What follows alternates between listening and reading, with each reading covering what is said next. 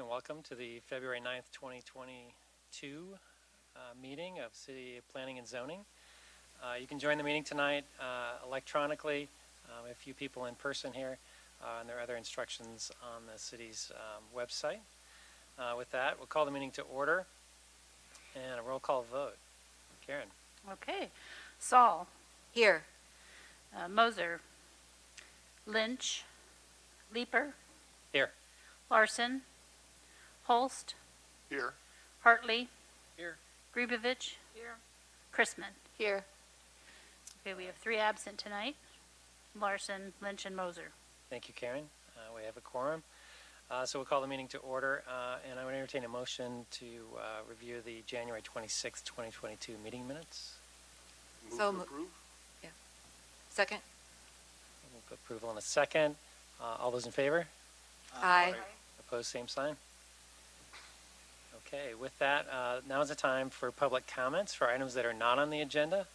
If there's anyone in the public, either in the room or online, that would like to speak to items that are not on the agenda. Okay, I think we're good online.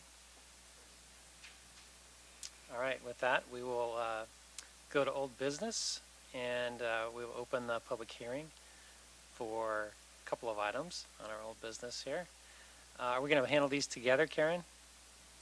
No, I think you want to take each one Okay. on its own. Okay. So the first item is an amendment to eliminate shared parking requirements by the zoning text amendment. And Karen, I think you're going to kick us off. Apparently, no one else is here. Okay. So just to go back over, this is a petition from the City Council to amend the parking requirements in the Downtown Character District. They had asked you to consider deleting all requirements for shared parking. For new development, increase the minimum parking requirement for residential and multi-unit and mixed-use buildings to 1 space per bedroom. And they also indicated that they would like to ensure with the code language that there is at least 1 parking space per residential unit. Just a reminder of the location of the Downtown Character District. Here's the boundaries. It includes downtown and the near neighborhoods to downtown. So tonight, basically this is a public hearing. And it would be a public hearing and then make a recommendation on each of these items separately that I spoke to before. All right. Thank you, Karen. Again, this item is for a public hearing and make a recommendation to City Council if we feel comfortable doing so. Is there anyone from the public that would like to speak to this item? Press, please. Ishan Vajpayee, 3831 Convair Lane, Cedar Falls, Iowa. Sean, just to clarify, the first item is eliminating the parking. The shared parking, Yeah, right? yeah. Yep. I'll stick to that one. So I'm wearing a few different hats speaking now. I own property in the Downtown Character District. I'm an attorney speaking on behalf of a few different people. I kind of work as a spokesperson for a lot of different entities downtown who want me to say their piece. And this is just a little bit of background. So I believe I speak for about 25 different property owners in the downtown that own about 75 properties. And that includes Skyview LLC, which is the Voodoo Lounge building, and it includes St. Pat's Church. The point for mentioning that is these are, of the Downtown Character District property counts, there's like 1,200 properties in the Character District, and I understand that, and we're only 75 of 1,200 properties. But we're talking about high density parking issues, which the residential neighborhoods, they're not talking about parking requirements out there necessarily, at least the controversy of it.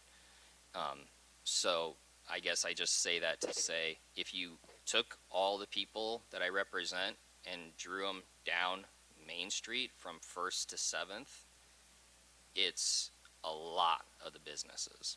So I'm just saying that as the perspective from which I'm speaking. In terms of the shared parking, I spoke about this before at a council meeting. There's nothing per se wrong with the idea of maximizing each spot so that you don't have a bunch of spots not being used, only being used half time, so to speak, right?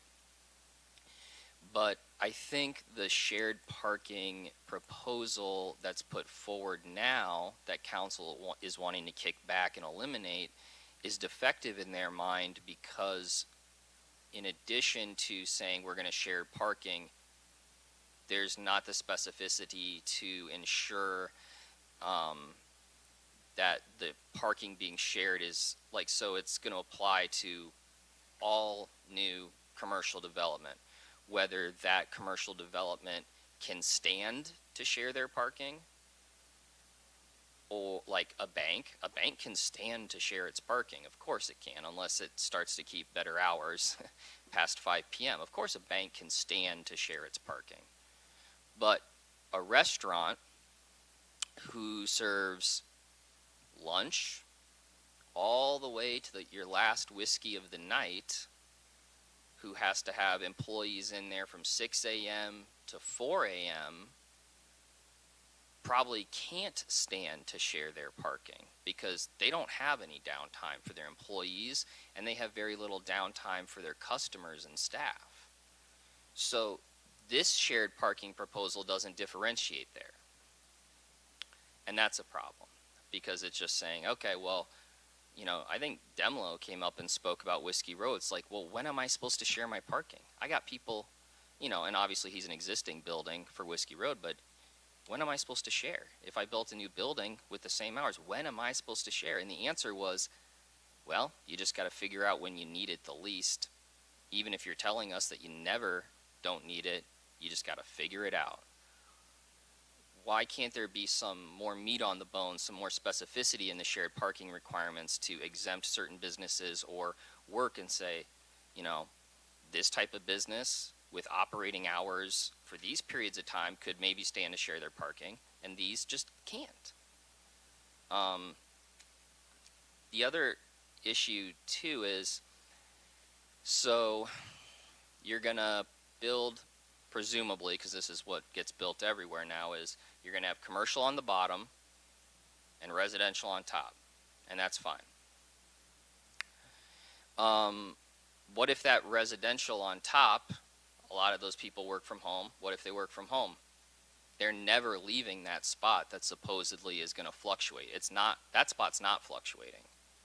What if the business underneath, like I said, needs parking spaces when the residential is full? So a bar that's only open maybe from 6 p.m. to 2 a.m.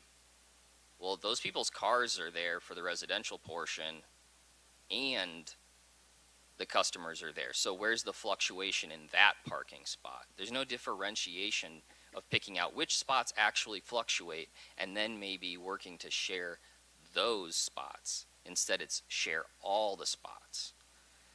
The other issue that I see, and this isn't anyone's fault, but it's a perception problem.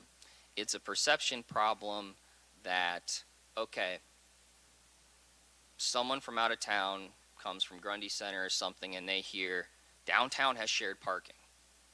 Don't tell me that that's not a possibility, that someone from out of town, unfamiliar, even people from town, unfamiliar with exactly what the shared parking requirements are going to come in and go, well, I heard we had shared parking. They make an innocent mistake, and shared lots that aren't supposed to be shared under the new ordinance, people just start parking wherever they want because it's shared parking, right? It's shared parking downtown.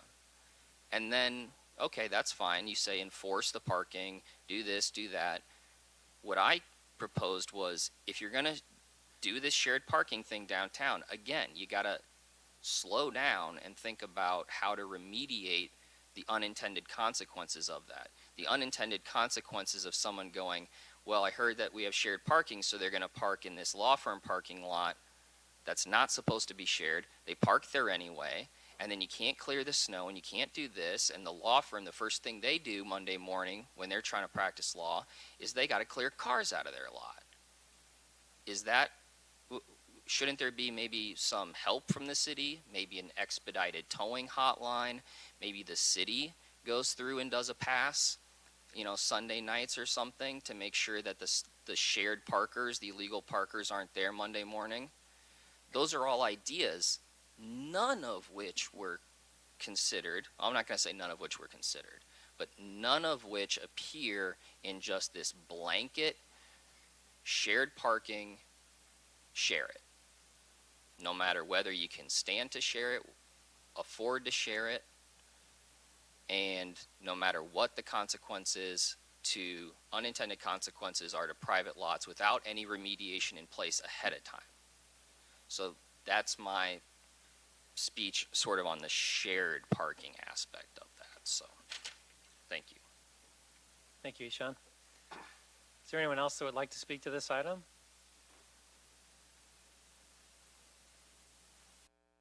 Okay. With that, we'll bring it back to the commission for discussion.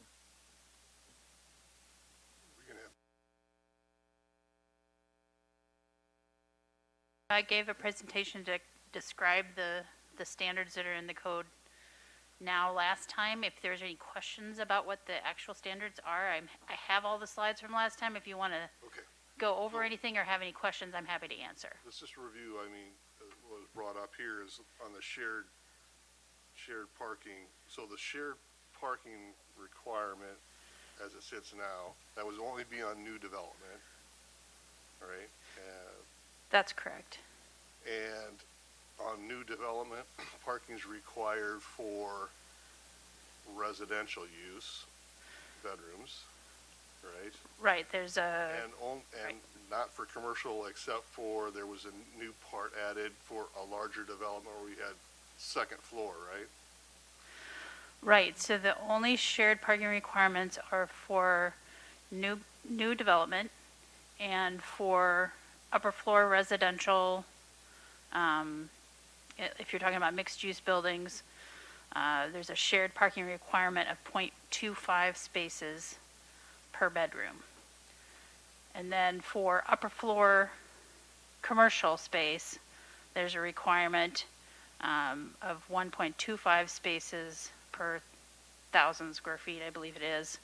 So it's just for upper floor commercial. There is no requirement for ground floor commercial. Right. So like all the restaurants wouldn't have any, there's no requirement for parking for restaurants on the ground floor. So, parking's been a really concern of mine throughout this whole process, and I've labored thinking about it immensely, because I do have concern about the residential development coming in there and eating up the spaces so that the commercial people get, locked out. So we've talked about that a lot, but I think Kyle mentioned this at the last meeting. If you look at this requirement, I don't think it's really all that impactful, because the current situation is you get one parking stall per bedroom basically, and we're essentially going to 3/4 of a stall per bedroom, with a half that's required in the code right now, right? And then a 1/4 for shared. And so, the magnitude of parking we're talking about, I think, is really not probably going to be that much unless there is just huge development, of residential units. So, I've been really concerned about the parking, but I don't know that this really moves the needle that much. And it seemed like it's the right direction to go. That we ought to try this, and that's kind of where I'm at with it. I think a lot of time was put into this. At some point, we got to make a decision. And So just to clarify, Marty, the first item is only for the shared parking. Right, for the kind of shared parking. requirement. Yep. Yes, yeah. But I'm just saying, I just look at it compared to what it is right now. It's one to one, and with the shared parking requirement and the other, it's basically we're ending up with 3/4 to 1, so and I think it's a viable, I mean, really, we want to get shared parking, but we can't make people share their parking, but we want to at least start down that path. So why not make it voluntary? Why is it required? I think that's what we're really talking about. If we say we want to correct this in the code, we're basically saying that. Yeah. So if Well, I we want to remove this item from the new code as proposed. I think if we look at the broader opportunity, it is largely voluntary. I look at Waterloo, for example, and because they can be, the private parking that's there is a little bit more stingy, I guess you could say. They've got big warning signs on every single parking stall where, private parking, lease stall, do not park here, violators will be towed, blah, blah, blah. Nobody ever gets towed.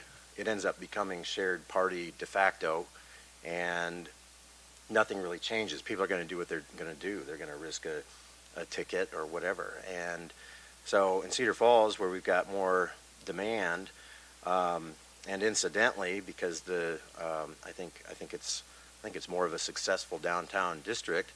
I think you've got a lot of the places of business and property owners that have parking to spare, already being generous with it. And when you look at the scope of a code change like this, as opposed to the amount of parking that we're talking about is a hypothetical compared to the bulk of the parking that's in play now. We've got a pretty good situation with people being team players. So what are we talking about? We're talking about future development, and that's a small piece of the pie in the grand scheme of things. And with that tiny piece of the pie that we're talking about, there's been a lot of work, a lot of research, and a lot of real math that was considered in coming up with these numbers, and they can be changed without scrapping the whole code that everybody else put so much work into.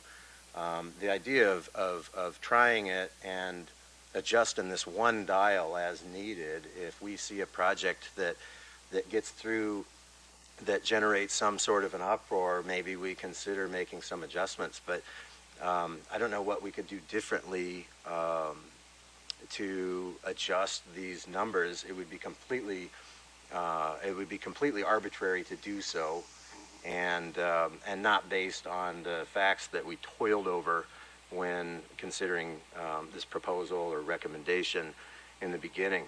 There was mention earlier about businesses and certain types of businesses. Again, we're just talking about new projects.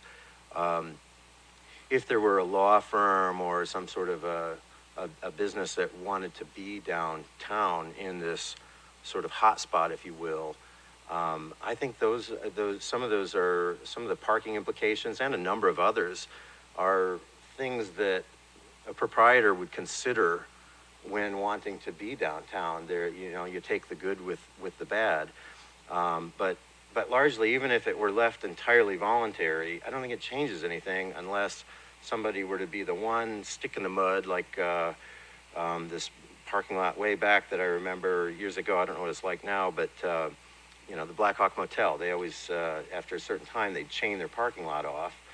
And I always kind of fantasized about like figuring out a way to get around it so I could find a spot to park.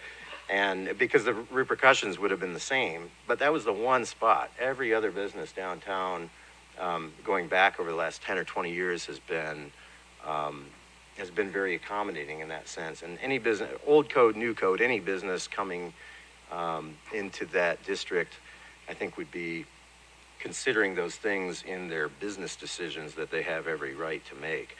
And as far as any sort of broader interest in parking, that becomes kind of a major infrastructure and legislative kind of thing. So if we've got a parking problem now, or if we've got a parking problem in the future, we're splitting hairs on what is ultimately a tiny piece of the pie for future development. It's not like all of downtown overnight is going to get redeveloped and subject to these new rules. We're talking about just a case here and a case there over a long period of time. So going with our best judgment now, and seeing where it takes us and making sure that all the parties involved, staff, this body, elected officials are being mindful of these things, it being a living, breathing thing. I think we can do the best with the tools that we have available now. As far as taking care of the overarching issue, and watching the work sessions and council meetings, everything else, there's a lot of interest in budgeting for the parking garage and some of these major infrastructure types of things. A code thing for a private developer on a small piece of ground cannot solely fix a broader parking issue. So if there is in fact a broader parking issue, which I don't think is as severe as it's often dramatized to be, I think that is the place for solving those issues and not so much these these small development projects as they come over a very widespread period of time. So those are my thoughts on it. And long story long, I don't think that it would be anything but arbitrary to change the position on the numbers that we considered so seriously before. Thank you, Kyle. Just to clarify, this first item really is only the question of whether we remove this shared component of the parking. So Kyle, to your comments, it's a pretty small slice of that, right? Yes, it is, and very specifically, it's already happening, and so for a new project, to make sure that they don't have the option to be a team player, we're requiring them to be a team player with very reasonable metrics that are based off of data that we already have. I guess I would have a couple of comments. The shared comment, the shared parking, I think often what's missed in that is, yes, you are sharing your parking, but everyone else is also sharing some parking, conceptually in the long term. And so it's meant to be a reaction to all of the parking conversations that we have here, right? And it's always about parking. Having said that, I guess personally, it's not big enough not a big enough an issue for me to really change it. If we wanted to make it voluntary, I don't think it's going to make a major swing. There's been a lot of stink about it, and for me, I guess it's not that big of a deal. I like the idea of us making an effort to fix the problem. This is a very small kind of version of that. So I guess I'd like feedback from everyone else on. So Brad, are you saying you think we could take it out and it wouldn't make a difference? I just think it doesn't make a big enough swing either way. Well, I agree with you. Yeah. I mean, we're kind of 6-1, half dozen another. I mean, Yeah. it's just a matter of whether we make it a rule or if it's just kind of implied as anything new, being a good steward of the culture from a developmental standpoint that's already established. So I guess with that logic in mind, I don't really have a strong preference, but the whole idea of this code was to clarify a set of rules that were cut and dry to make it easier for developers. So from that standpoint, I kind of appreciate the idea of making it clear, but I think going yeah, back doesn't to happen what that way. Marty said, like he, mentioned all the work that was put into it and the math and, the thought that was put into it up until this point. So I think that's case for keeping it in. But, and I think, we don't know how well shared parking, if it's going to become an issue, but I think it's a good concept. And I think I just kind of feel like we need to forge ahead and try to see if it works. If it doesn't work, we can always change, the rules can be changed, but I think, it's important to encourage this shared parking. Like Kyle said, it occurs even if we don't require it necessarily in a lot of instances, but, I think it's, the idea behind it is really beneficial to the overall health of downtown. So I think it makes it worth, until we've tried it for a while, we really don't know. And I think it's a small thing to do, and we can find out if it works or not. That's kind of where I'm at. It's like, I think it's worth finding out, because we're not going to know until we actually implement it. in reality, I think, so. I'm of the opposite opinion. I think if a developer really wants to build down here and they're good stewards, they'll do the sharing. And I think forcing the issue is not necessary. Just in lieu of some of the things that were brought up tonight, you know, who's gonna enforce it? Who's gonna remove the cars? Who's gonna, you know, say this or that? I think a developer knows quite well what they're gonna get into down here, and I don't think it's something we need to force on them. So I would make a motion to eliminate the shared requirement. We have a motion. Do we have a second? And I would like to clarify, Karen, thank you for that extensive research and the background on public and private parking and prior parking conversations and the study that was conducted that was as examples from other communities. I think on what's been tried and what worked and what clarify, where's the staff at staff position on the shared parking requirement? It's really up for the commission to decide this. We're not giving a particular recommendation. This has been referred to you from the city council, so it's really for you to discuss and decide. Thank you. We have a motion and a second. Any other discussion? I know the motion's on the table for to remove that item, but if it were to stay in it, do we need to define it better? I believe last meeting, maybe Hannah brought it up that, you know, what is shared parking? Is that outdoor only? Is that indoor and outdoor? Do we need to, you know, if I'm going to build a building and have private parking under the building, I don't want to have to share that with the public. But if I have outdoor lots, I could see that being shared with the public. So to just a blanket statement of shared parking is required, I think should be defined a little better. It doesn't have to get overly defined, but at least we could say indoor, outdoor, because it might be very challenging to offer shared parking if all of your parking's underneath and locked. So That's a really good question. That's a good point, yeah. Yeah. I guess I want to take a little bit of a step backwards where I was at before. If I recall, I don't remember which meeting specifically, but when our body here was debating the this parking component, which was extensive, I remember at one point suggesting that we can either choose between, and not just about shared parking, but in the parking discussion in general, of wondering if we want parking or if we want density and downtown, density. And at one point in one of the meetings, I actually sort of deferred to council, wanting some feedback from elected officials as to what that priority was. And so, you know, if there's a legislative consensus that we want this out of it, if it means not scrapping all the rest of it, and as Brad pointed out earlier, that it ends up effectively 6 of one, half dozen of another, and as Dave pointed out, that that maybe it eliminates some of the gray area, as Ms. Saul pointed out, that that the businesses that are going downtown are effectively pressured by their own work to be good stewards of the precedent that's already established with so much shared parking already.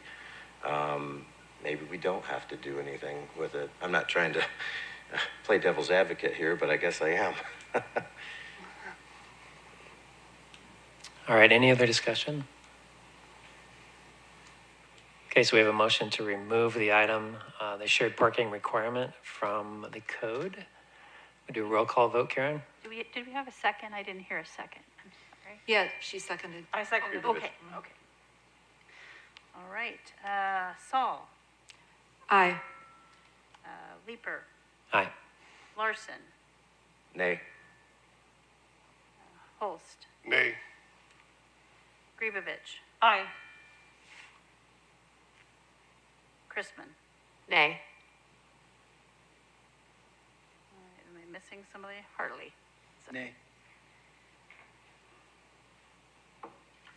So the motion was to eliminate I just want to make sure everybody voted. So the motion was to eliminate the shared parking. Correct. Correct. Okay.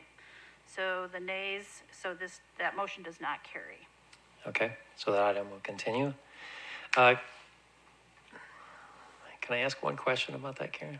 Or is that not allowed at this point? You're the chair, you can ask. Is there a process to review this at a further date? As Marty said, we're trying this on a little bit now. Is there a formal process to kind of in a year review this or anything like that? Sure. I mean, any time that somebody has wants to refer something or has concerns about it, of course, can bring something to staff or to the commission or to the city council, and that's how we test things out. Okay, thank you. All right, a second item on the agenda is another zoning text amendment brought from the council to increase parking requirements. And Karen, I think you're going to give another presentation on that. I don't really have a presentation. This Okay. is, if people want any questions about what the requirements are, if you want me to run through those again, I'm happy to do that. But basically, this is a request to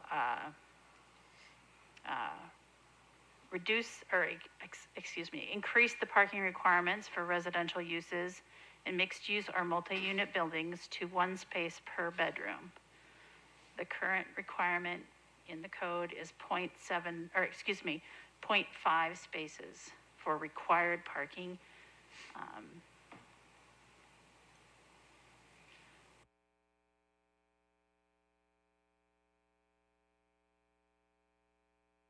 Okay, Karen, thank you. Is there any from the public that would like to speak to this item?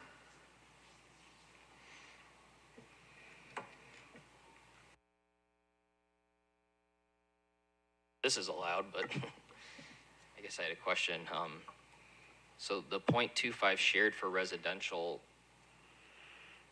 when did that kick in then for the shared? Because you just said 0.5 per bedroom, right? So the required parking is 0.5 spaces per thousand, or per bedroom, and the shared parking requirement is 0.25 spaces per bedroom, which is what Mr. Holst was referring to earlier. So it's effectively a 0.75 spaces per bedroom Yep. overall requirement. Yeah, so I just wanted to make sure that I had that in my head correctly. So I guess on the ratios, it's a little bit weird then, because if you are going to increase the ratios, then it's like, well, what percentage? If you're going to increase to 1 instead of 0.75, I guess you could do the math and like share what portion of 1. I don't know. That's just some food for thought. If you're going to share, but you're going to increase to 1 instead of 0.75 effective, is it going to be like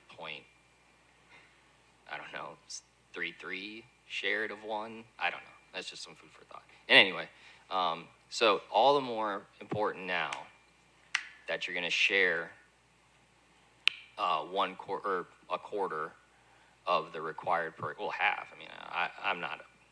I went to law school, not not math school or whatever you call it.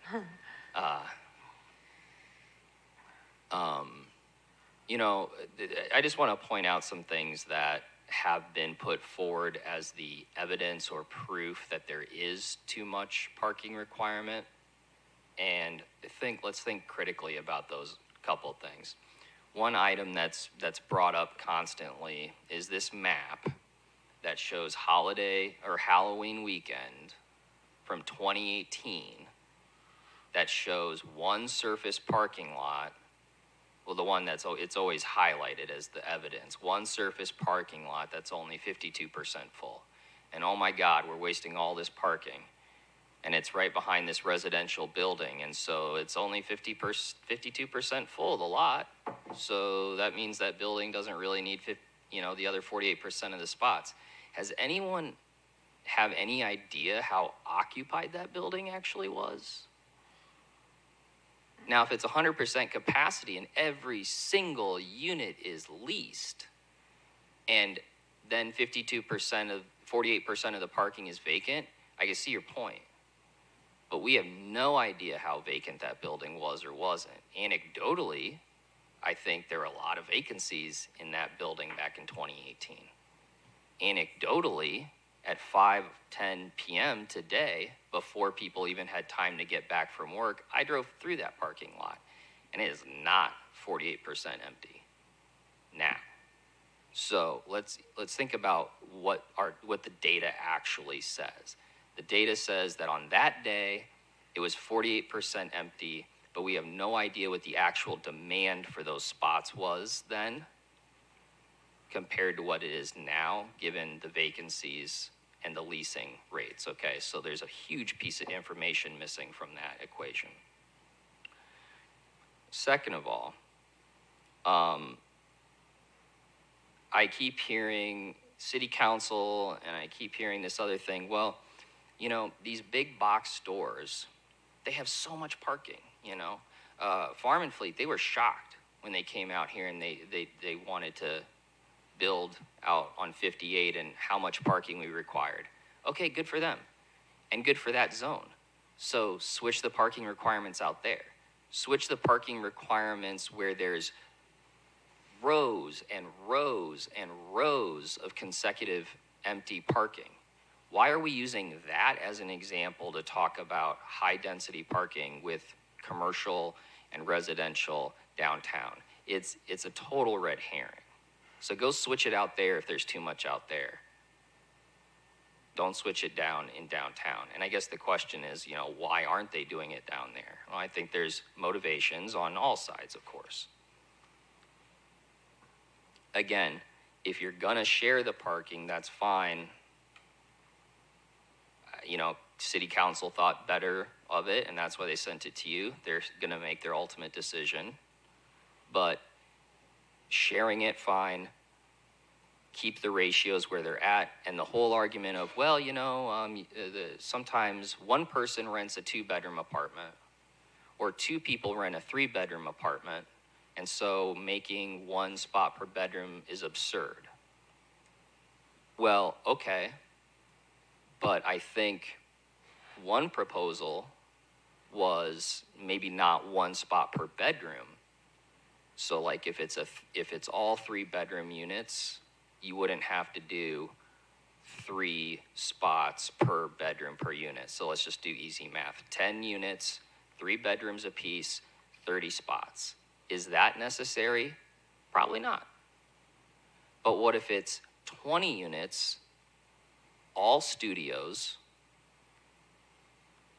Is 1 spot per bedroom or 1 spot per unit needed? Oh yeah, because this idea that we're all going to be Ubering and bicycling and walking everywhere is absurd. I mean, look out here right now. Think about people with disabilities. Think about people with things like that. We need cars in this town. I think everyone on this board acknowledges you need cars on town. I don't know who the people are that don't have a car or don't have a driver's license. Maybe they're getting their parents to go pick up their groceries, but they need a car to go shop. So I think that's an alternative, is instead of the 1 spot per bedroom, if you're not willing to go there, is to maybe tell city council, at least make it a minimum 1 spot per unit. Because trying to run away from the logic of, you know, a studio, not everyone having a car, or only half of you and I kids, or half of Cedar Falls residents having a car, that's absurd if you really think about it. So that's, and you know, I hear this too. It's like, well, parking's not a problem now. I can always find a spot. Just wait. I mean, I try not to be alarmist about this, but some of it's like, well, let's try it out. Well, the shared parking can be modified later, that's for sure. You can give people back their spots essentially by saying you no longer have to share that spot. You can't re-pour concrete. You can't, you build a building and you only save enough concrete for a certain number of spots. There's no coming back from that. So I think the ratio conversation is a much more serious conversation, that enough of this whole let's try it out and see what happens stuff. I mean, when you're talking about erecting multi-story buildings and not having enough concrete to park them, there's no coming back from that. So really consider that part of it, and really consider, stop trying to make, certain people keep trying to make Cedar Falls something it's not. We're not Iowa City. We're not Chicago. Because if you can't get the cup of coffee down here because you can't find a spot to park, it's 2 minutes the other way to get one. And I know plenty of people that do it, and I'm sure there's plenty of people who don't. But there's a ton of people that don't. They just run and somewhere else. And I kind of lost my train of thought there. But in any event, yeah, the ratio is a much more serious conversation. There's no tinkering with it. One building could wreck the whole situation down there. And then we're going to build a ramp. Well, where are we going to build it? That's the other difference I bring up all the time. Is this is like 3 years of arguments trying to filter back into my brain right now. Is there are a lot of other cities, other communities that have reduced parking with really great effect. But a place like Iowa City has like literally 9 parking ramps downtown. We have 0, and we don't have space for 9, and we probably don't have space for 2. So I would just keep that in mind. At least maintain 1 spot per unit requirement as the floor, and then do whatever you want, I guess. I mean, city council will do whatever they want, but that's at least my bare minimum suggestion. Thank you. Thank you, Ishan. Is there anyone else from the public that would like to speak to this item?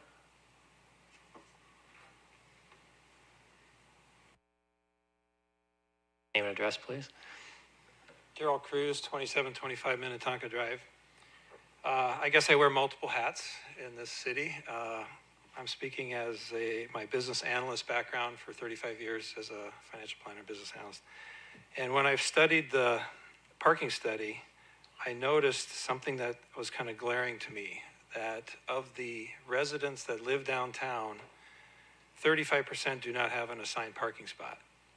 And when asked where they live or where they park, 85% park on the street or in a parking lot. So they are consuming spots for customers that come downtown. We become a destination town. When you talk to some of the merchants, they have people from Kansas City, Charles City, Minneapolis, Davenport. They come through, and their customer is transient, and they need a parking spot. Okay. That's really stood out to me when I saw that.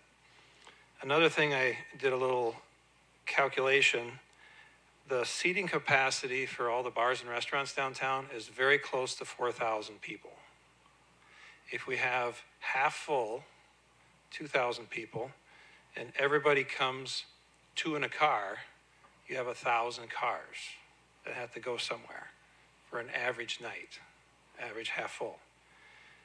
If I recall, the parking study showed 680 or some number of street parking spots. Okay? So if we build new buildings and don't have 1 spot per bedroom, you're going to put more people, whether there's a couple living in a 1-bedroom with each have a car. I believe our census, U.S. Census shows more than 1 car per person, average across the country. So that's a benchmark, and it's proven in the census.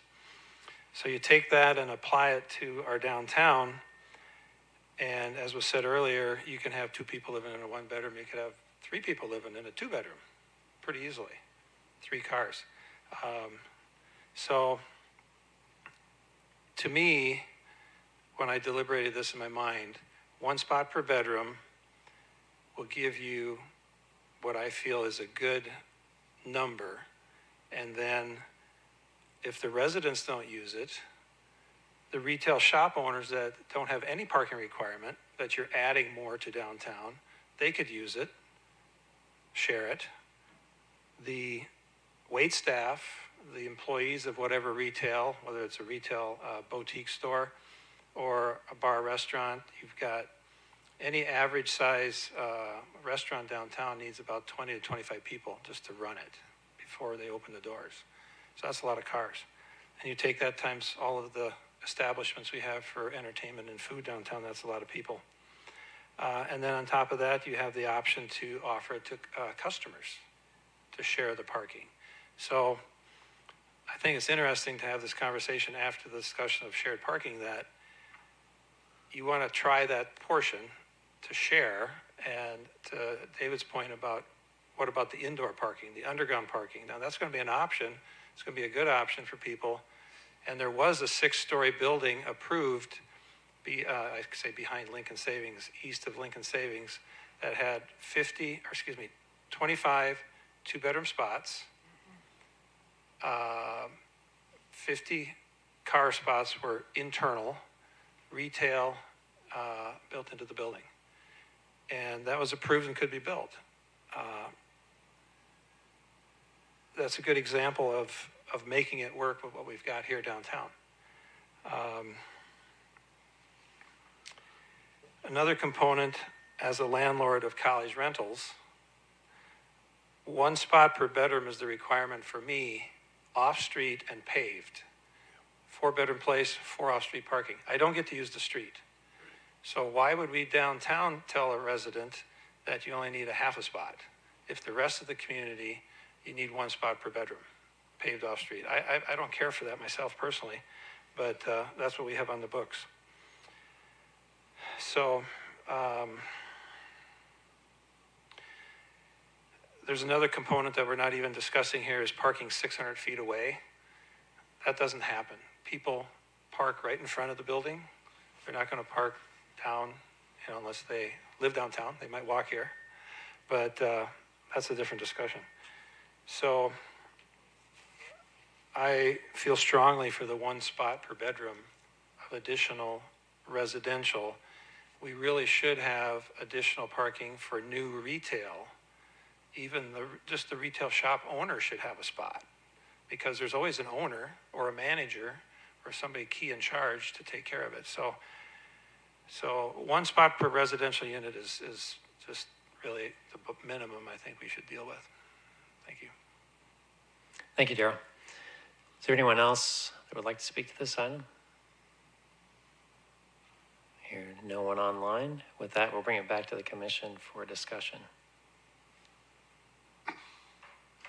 Karen, can you clarify, I think, on if the studio apartment's built, what is the parking requirement?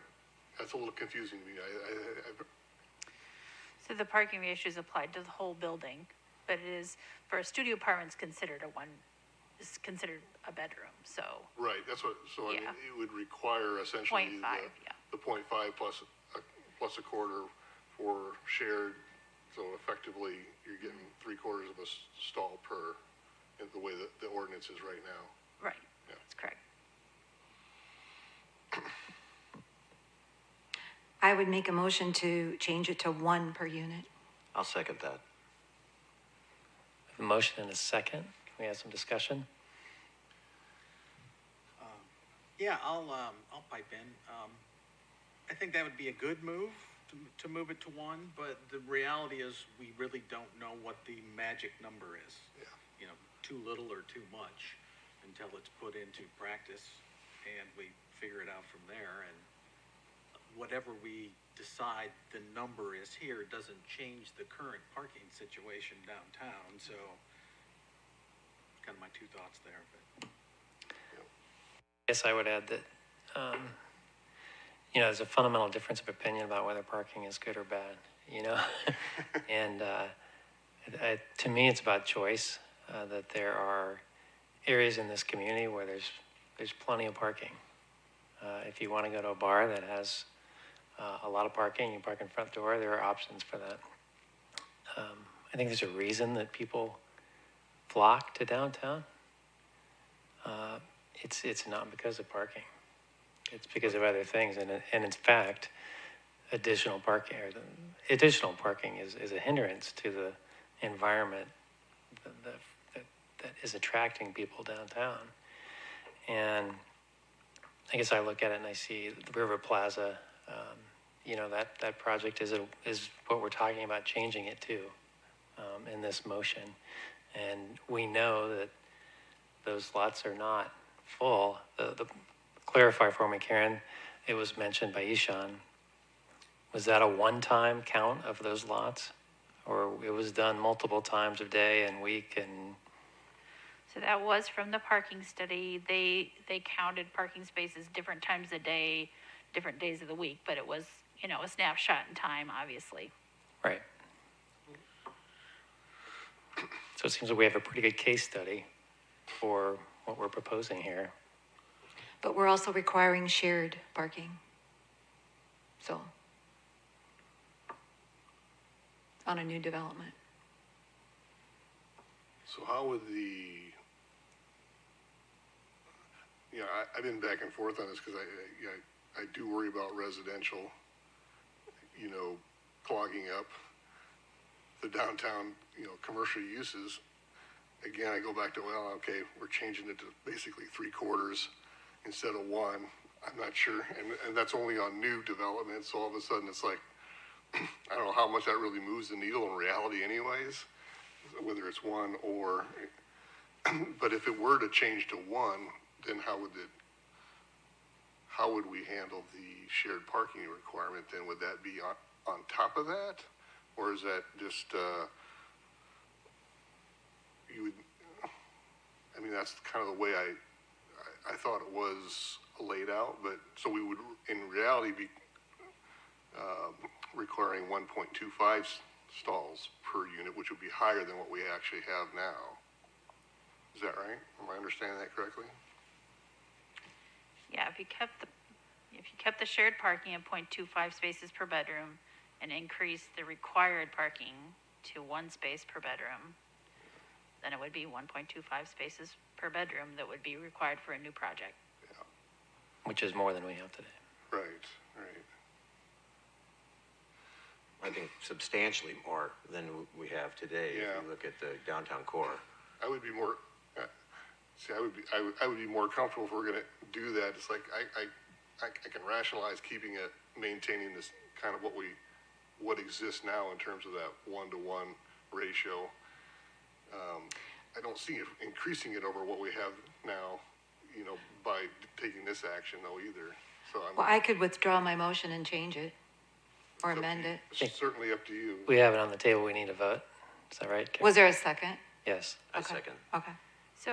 So what you can do, and I think I put it on the slide, but I didn't mention this before, if you want to vote on what the petition is from the council, which is on the table right now, you can also then, after you vote on that, make another motion. If you have an alternative proposal that you want to forward to council, you can also discuss that. Somebody can make a motion for an alternative proposal. Okay. So our current motion is to change it to 1. Should we have is there any further discussion on that? Well, maybe if we want to start with the proposal from council, maybe, can I withdraw my second? Okay. Is that not how it works? Yeah, I thought, You want We you want- need to- you we want me need to do to some vote on reading this. here? I'm not sure. No. Oh, you've got it. procedurally, So did you want to vote on council's petition? I assume you did want to vote on it, correct? Well, I think Leanne was considering altering her motion. Do you want, you could, How about we have a quick vote to clear that off the table? We have a motion right now to increase it to 1. and then you can, you could either vote on that and so that it's clear what the vote is from the commission when it goes to council on increasing it to 1, and then you can make another motion for an alternative proposal if you'd like to send that. And to clarify, the motion that's on the table is to increase the requirement from 0.5 per bedroom to 1.0 per dwelling unit. No, it's Per bedroom. it's to 1 per bedroom. That's the, That's not Petition. oh, no, I'm talking about the motion that's on the table right now. I'm sorry. Maybe Leanne's Leanne motion, can as just I clar- understood maybe it, was to- Leanne could just clarify the motion Yeah. that she made. Yes, 1 per bedroom. I'd like to withdraw my second then. I understood that to be 1 per dwelling unit. Okay. Is there a second to increase it to one per bedroom? Hearing none, the table is cleared. So, again, we have an item on the table to increase the parking requirements based on council recommendations. So we can make another motion or have other discussion. So you want to show us what the council recommendation was again? So the council said they wanted one space per bedroom. Which is what we had on the table and was not seconded, Right. okay? But you said, Karen, that we can make another motion? So if you want to discuss an alternative to send to the council, you certainly may do so. Yeah, before we have a motion, let's have some discussion maybe. Good idea.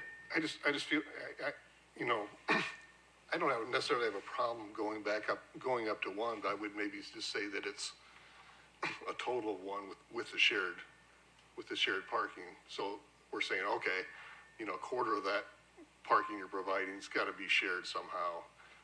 And we're essentially keeping the same parking requirement for residential that we have right now, but causing there to be the shared aspect of it. I mean, I don't think we're talking about a whole ton of parking when you know, how many residential units are going to be added to our downtown anyways. And if this helps alleviate some concern that we're, you know, squeaking the parking down too tight, you know, that it will affect our downtown, I don't know, it seems like that might be okay. Well, if we're talking about 100 units, that's 25 spaces. Yeah.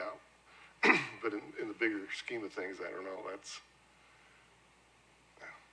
But in the bigger scheme of things, if somebody was going to put in 100 units, what I like about this and this overregulated climate that we live in every part of our lives, that this gives a little bit of freedom of movement to a developer to make that decision for themselves and the type of business and the type of occupancy that they're going to.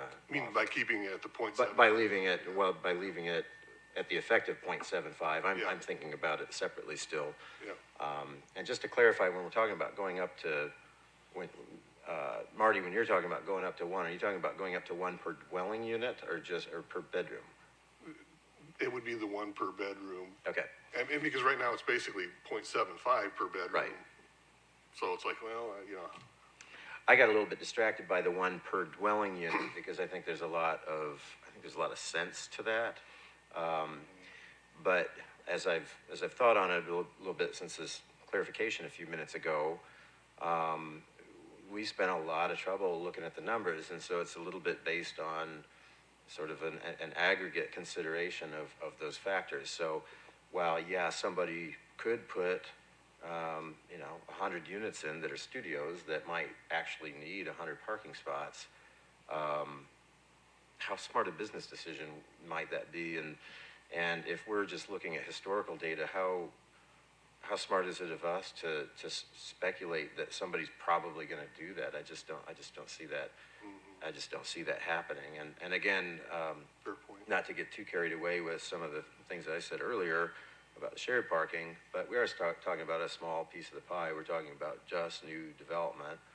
And when you look at a very cropped kind of lensing of the matter at hand and think about half of a parking spot per bedroom or potentially per dwelling unit, sure, it doesn't make any sense at all, but we're looking at the broad strokes of all this and thinking out about not just one particular project. We're talking about 5, 10, 20 years out potentially, and one particular project could potentially pose a problem, but that certainly wouldn't make or break the problems that we have at hand or the opportunities that we have at hand, and could give pause in that particular instance to revisit some of these things. We have to start somewhere.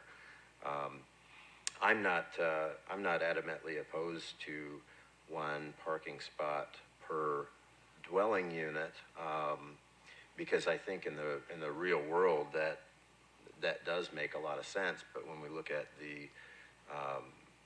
the density that we're already at, that's overparked compared to what we have now. And all the data that we reviewed and all the extensive discourse that we had before, suggested that that wasn't the right path to go. So I have a question then. As was presented, there was already a development project approved, 25 dwelling units. They're all 2 bedrooms. And the current they would require 50, it was approved at 50 spots, 1 car per bedroom. Yeah. So if we go to this, can that, then that particular project, when built, essentially, if we go to 1 per dwelling unit, even though there's 2 bedrooms per unit, it's only going to require 25 spots. Is that correct? No, it would actually require, 37 or something like that, right? No, because we're talking about an aggregate of 1 per dwelling unit. He's not talking about 1.25.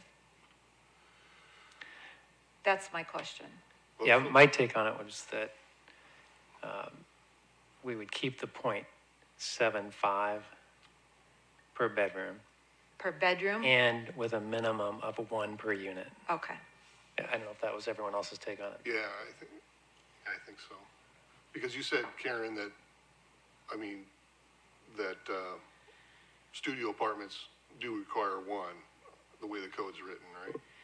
So you would need, so right now it says 0.5 spaces required per bedroom. That's the required parking. So if you had 10 studio apartments, you'd only require 5 spaces. Okay.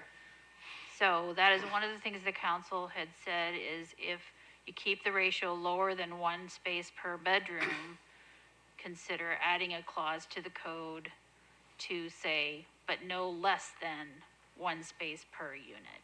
Yeah. But just to clarify for everyone, the 0.25 is above and beyond the 0.5 per bedroom. That's where we're getting the 0.75, is that correct? Right. Right, Right. right. If the shared parking stays in the code, then there's the 2.25 spaces per bedroom as well. So the idea of going to 1 stall per dwelling unit, even if we went to 0.75 stalls per dwelling unit, that would Well, I don't think their proposal is 1 per, it's 1 per bedroom, 1 per bedroom. not 1 Yeah. per. What we're talking about, the suggestion is there should be a minimum of 1 per unit, so the studios end up with a full parking stall rather than only having, Right. Right. And I think there's some credence to that. The idea Yeah. of doing 1 per bedroom plus shared stalls, I think, personally, I feel like that's out of the question. right? Agreed. Yeah, I agree, yeah.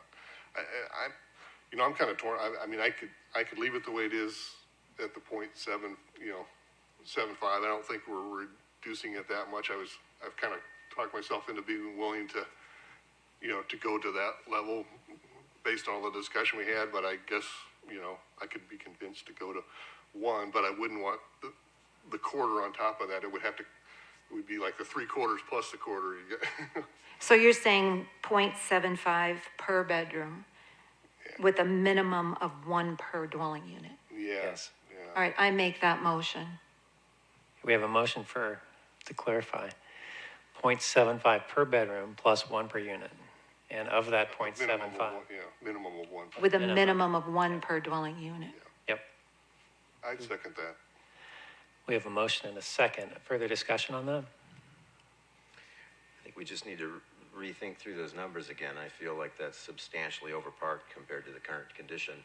And also, I feel like there's a little bit of, feel like there's a little bit of knee jerk right now today in the last 30, 40 minutes when these numbers, without any outside duress, we put objective thought to over the course of a multitude of meetings and interactive meetings with consultants and interpreting the research and everything else. A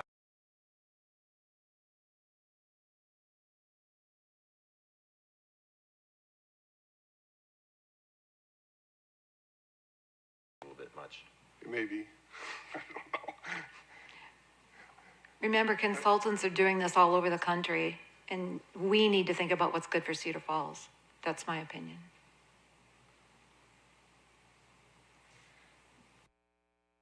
Or other people feel on the parking numbers. I think again, it goes back to like what Kyle is saying, that time has been put into this and thought has been put into this, and to change it in such a short period of time, I think is risky. I feel like it's a good compromise. We know the council doesn't like the half.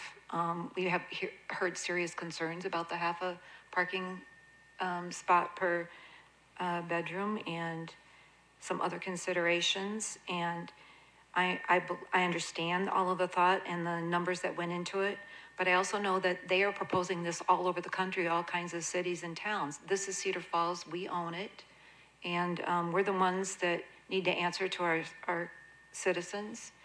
And I think that the 0.75 per bedroom and the minimum 1 per dwelling unit is a good compromise. Karen, you clarify the 0.5 for a studio. That was all based on kind of the parking data. I mean, it's kind of a random number, right? But to Kyle's question, how much thought is put into the current kind of code in terms of a per unit kind of requirement?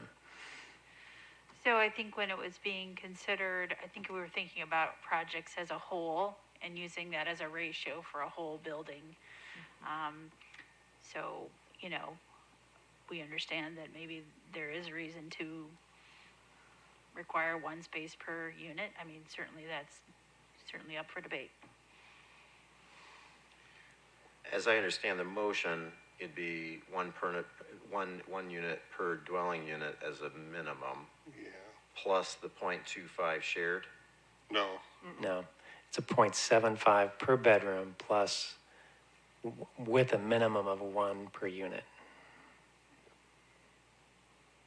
So if you have a studio, it requires 1 parking spot for the studio. If you have 10 apartments and they're all 2 bedrooms, it's 0.75 per bedroom. So just to clarify, so say you had a building that had mix of unit sizes, calculate the whole thing at the 0.75, and at the end, you'd say, we want to make sure there's at least 1 space per unit. So that would come in after you calculated for the whole building. But it is true that if it was all studio apartments, for example, it'd require 1 space per studio. yeah. And then how does the shared factor into that? Well, that'd be on top of that.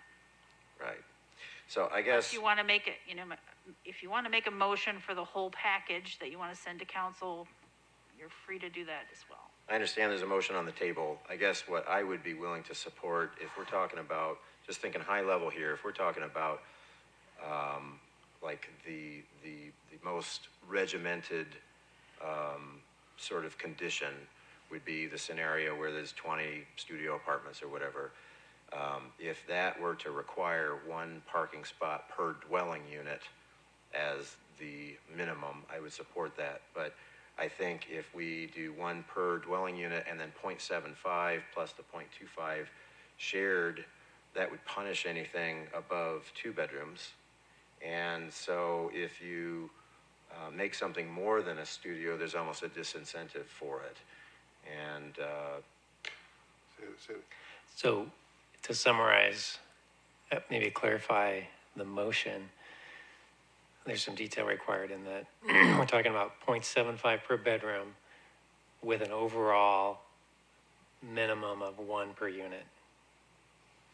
I would support, if I'm understanding the way this basic arithmetic works, I would support the idea perhaps of the total calculated minimum, if we're talking about 0.25 for shared, of 0.75 per dwelling unit, which would take us for a total minimum park of 1 per dwelling unit, and then leave the per bedroom requirement at 0.5. So if you were to have a 3-bedroom unit, that could float things up potentially. But I mean, a 2-bedroom versus a 3-bedroom, this is based on data per se, but just some of my own experience, I don't feel like the parking requirements are all that different. I think Ishan made a pretty good point about the the likelihood, earlier talking about per dwelling unit, it's really unlikely, at least in the foreseeable future. Obviously, we need to be thinking about, 10 and 20 years down the road, but anything that comes our way in the next 5 years, I do agree that it's really unlikely that, that there wouldn't be at least a car per dwelling unit. And so if parking is a sensitive issue, I recall asking for council feedback a year ago or whenever it was on what our priorities were. Leanne was talking about maybe some compromise or whatever. I don't oppose that, but the idea of having, the idea of having more than one parking stall per bedroom with shared parking, I think is a little bit, a step too far. So if I'm understanding the math right, I would not support the motion that's on the table, but I would support potentially some compromise with the driving logic being the per dwelling unit minimum. Leanne, I want to clarify your motion and make sure that we're getting that right. So it's 0.75 per bedroom and a minimum total of 1 per unit. Right. So those aren't additive. They're, after we do the math, as Karen said, of 0.75 per bedroom, there has to be a minimum of 1 per unit. But if you've got two bedrooms, by that logic, we'd need 3 parking spots for that. No, that'd be 2, 2, 1 per dwelling unit.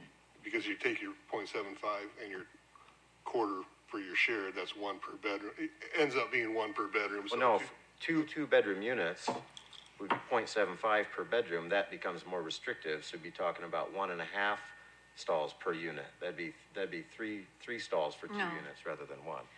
So maybe it would clarify if, so it's 0.75, correct me if I'm wrong, Leanne. 0.75 spaces per bedroom, Right, but no less than right, 1 parking space per unit. right. That's a good way to say it. Yes. That makes more sense. Yeah, That's what I meant, yeah. Okay, I guess by that, I maintain that I would not support that. I would support 0.5 per bedroom with a minimum of 1 per dwelling unit. Can we just add a stipulation to the current language with a minimum of 1 per dwelling unit? That makes sense. We But can't. we have a motion on the table. We do have a motion on the table for, And seconded. and second, for 0.75 per bedroom with no less than 1 per unit. That's what I have down. So any other discussion on that?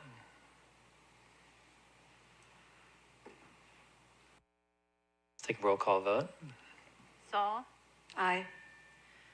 Leeper, Aye. Larson, Nay. Holst, Aye. Hartley, Aye. Gribovich, Nay. Chrisman. Nay. Okay, so that carries 4-3. All right, thank you, Karen. Any new business, Karen? Doesn't look like it. No new business today. Okay. Any commission updates? I don't have anything for you. Thank you for all showing up at the right location today. Thank you. Thanks That for was the a many little late. reminders. I almost didn't. We wondered where you were. Thanks for the many reminders, and thank you for the staff. I know they spent a lot of time kind of getting this set up, and hopefully it worked. People online, but with that, I would entertain a motion to adjourn. So moved. Second. All those in favor? Aye. Aye. Opposed, same sign. We are adjourned. I was wondering if you were going to do that.